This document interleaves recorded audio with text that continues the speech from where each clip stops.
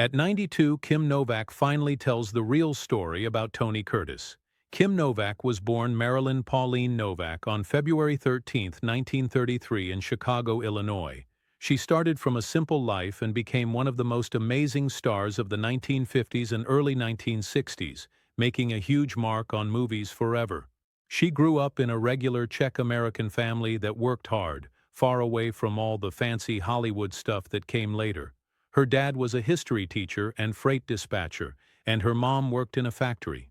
Even as a little kid, Novak loved art and liked doing things her own way. Those things shaped her whole career and her choices in life. She went to the School of the Art Institute of Chicago because she wanted to be a commercial artist. But then something lucky happened. She got noticed while modeling, and it pulled her all the way to Hollywood, even though she wasn't super excited about going. When Columbia Pictures signed her in the early 1950s, the boss Harry Cohn tried to turn her into the next Rita Hayworth, like a copy. Novak said no way.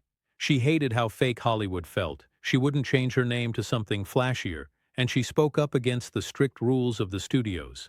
That bravery, standing up like that, was really unusual and risky back then, and it became a big part of who she was and what people remember about her. Novak became a star pretty fast, but she worked really hard for it. Her early movies like Pushover in 1954 and Picnic in 1955 showed she had this natural pull on screen, with real feelings that made her stand out from the super-perfect stars.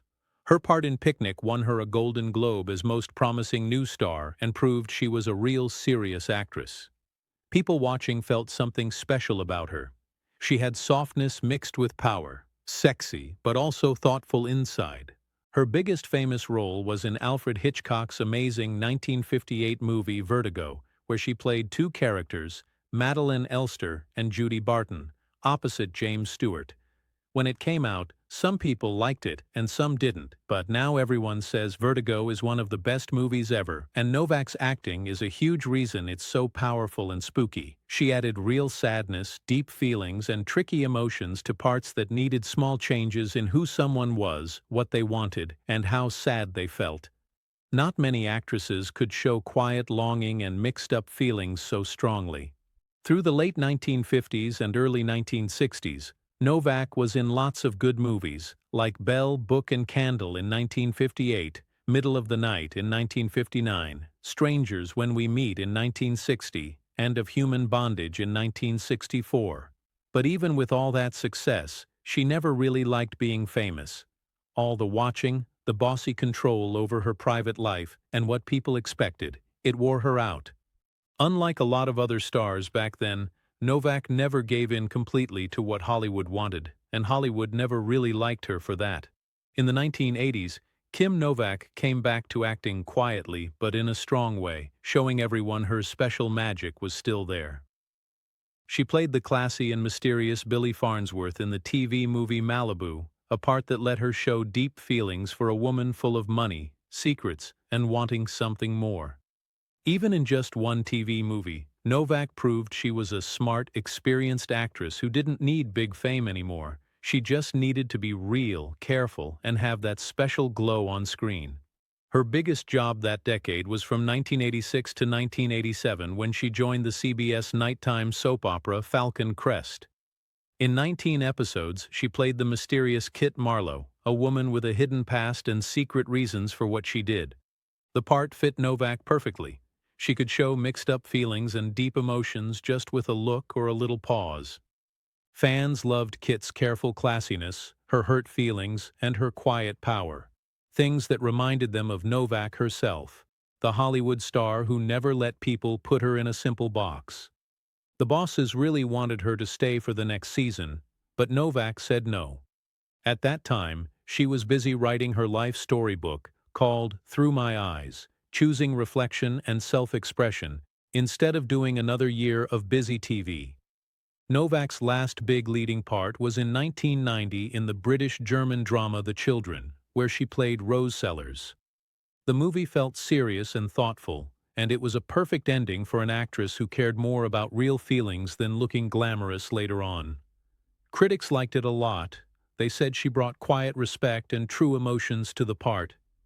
Instead of going after big money hits, She picked a movie that let her show how people can be hurt but still strong, themes that meant a lot to her life and work. Her very last movie part came right after in the 1991 thriller Lie, where she played Lillian Anderson Mason, a very sick woman dealing with memories, losing things, and old feelings that weren't finished. The part itself was hard and full of big emotions, but what happened off-camera was even worse. Novak kept fighting with the director Mike Figgis, and all that arguing made the whole thing really upsetting for her. What was supposed to be a nice goodbye to movies turned into something tiring and sad. That bad time stuck with her.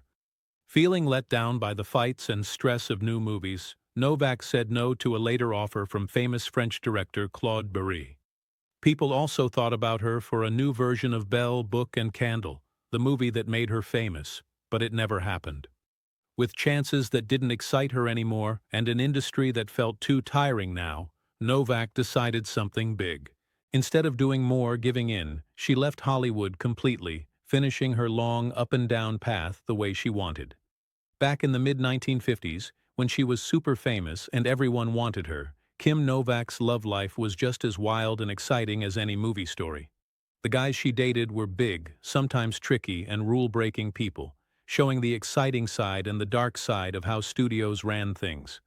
One of them was Ramfis Trujillo, the bad news son of Dominican leader Rafael Leonidas Trujillo. It showed how her fame pulled in powerful men from way outside movies. Even bigger was her 1957 romance with famous singer Sammy Davis Jr. They broke one of Hollywood's strictest and worst rules: dating across races. Back then, people didn't just dislike mixed-race couples. They tried hard to stop them. Novak and Davis's relationship made people angry with racism, fear from the big bosses, and mean threats.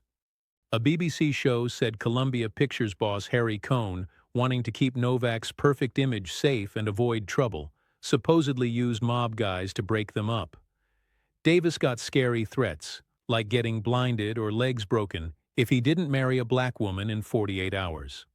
That story is still one of the scariest examples of how studios controlled stars' private lives, and it hurt everyone, showing the ugly truth under Hollywood's shiny look. Over the years, people kept being curious about Novak's love life. She was connected to different famous guys like actor Michael Brandon, basketball star Wilt Chamberlain, and British actor David Hemmings. Those connections showed her big circle of friends and how she didn't follow normal rules. In 1959, she got engaged to director Richard Quine. They mixed love and working together. But they never got married. Novak's first marriage happened later when she married English actor Richard Johnson on March 15, 1965. It didn't last long. They divorced on May 26, 1966. But they stayed nice to each other, no hard feelings.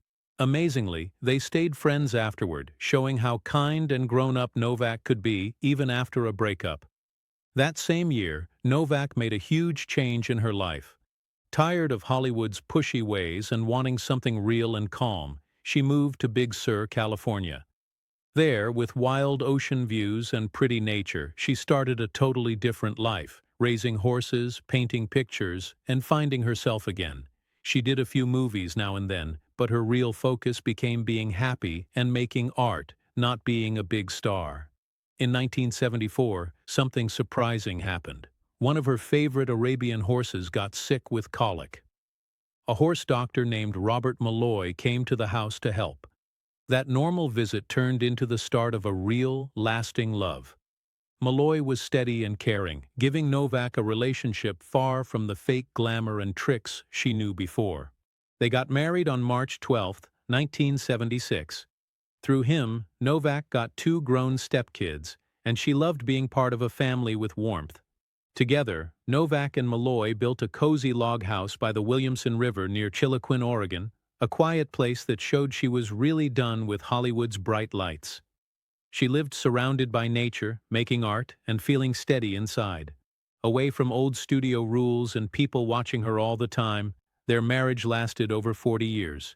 It's a rare, beautiful, happy ending after a life full of ups, downs, and big changes. Robert Malloy passed away on November 27, 2020, ending a long, sweet part of Novak's life. But what they built together, and her bravery to pick real life over fame, still shows how strong she is. Her story of love, losing people, and finding herself isn't just about a movie star. It's about a woman who took back control of her own life. At 92 years old, Kim Novak looks back at Hollywood's exciting old days with clear eyes that only lots of time can give. Being far away has healed old hurts, taken away the made-up stories, and let her talk as a real woman who lived in a time that wanted quiet, following rules, and giving up a lot. Of all the big names from her early days, Tony Curtis is one of the most interesting and mixed-up people in her life. For years, people wanted a perfect fairy tale story. Novak says now, they wanted sparks without problems, shine without mess. But real life isn't like that. And Tony wasn't either. Curtis was already getting famous when Novak started in Hollywood. He had that charm and wild energy of 1950s stars. He was good-looking, wanted to win big, and knew how attractive he was. Novak remembers feeling pulled toward him but also careful. Tony had this busy, never-stop energy. She says he could make a whole room happy just by walking in, but he was never calm. He was always running after something. People liking him, fun, love, and sometimes he didn't even know what he wanted most. Their romance, like lots back then, happened with everyone watching. Publicity people made up stories, cameras set up cute moments, and bosses checked everything. Novak remembers how little alone time young stars got. You didn't just go out with someone, she says. You dated in newspaper headlines, gossip pages, and secret whispers on set. What Novak really wants to say now is how different Tony was when no one was looking. Everyone saw Tony the big movie star, she says, but I saw Tony the unsure kid who never felt like he was good enough. She talks kindly, seeing both his nice side and his problems. He could be so sweet, silly, giving, then all of a sudden far away or touchy. Fame didn't fix him. It actually made his worries bigger. Novak also talks about old rumors that never went away. She picks truth over drama. Yes, there was real passion, she says, but there was also jealousy, big egos, and lots of stress. We were both young, both stuck under studio rules, both just trying to make it in a place that loved pretend more than real. She doesn't like the simple stories people tell. People want to call someone bad or a heartbreaker, Novak says. But Tony wasn't evil. He was a guy shaped by a tough childhood, being poor, wanting success, and a Hollywood world that pushed too much and didn't let you think. The saddest part, she says, was loving someone who never stopped moving. I wanted deep talks, quiet times, real stuff, she explains. Tony loved going fast and staying busy. Neither of us was bad. We just didn't fit. Now, being older and wiser, Novak feels no anger. I don't wish I never met him, she says gently. He was part of my path, part of what I learned. Through Tony, I figured out what I couldn't take, what I wouldn't give up. She stops for a second, then adds one last sweet thought that changes how we see it. If Tony was here now, I think he'd want people to understand him, not just cheer for him.